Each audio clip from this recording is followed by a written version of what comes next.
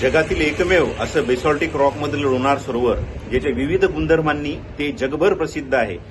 बाहेरगावचे इतर पर्यटक, नासापर्यंत विदेशातले पर्यटकही याला भेट द्यायला येतात। परंतु त्याच्या पाण्या पातळीत जी वाढ होत आहे, वारंवार वाढ होत आहे।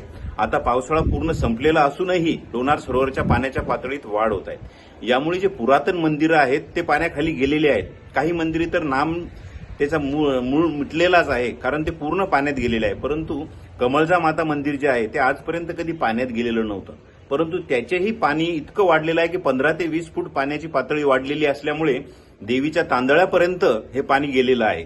परंतु याकडे पुरातत्व विभाग असो किंवा फॉरेस्ट विभाग असो किंवा इतर विभाग आतापर्यंत काहीही बोलायला तयार नाही व काहीही कारवाई करायला तयार नाहीये। सर्व लोक असे मूग गिळून बसल्यासारखे झालेले आहेत।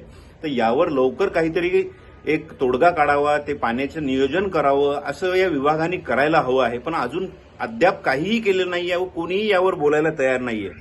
तर लोणार जे पुरातन विभागासाठी असो, पुरातत्व विभागासाठी असो, जे मंदिरं असो ते वाचणे गरजेचं आहे, कारण हे मंदिरं परत उभे राहणं खूप अवघड आहे।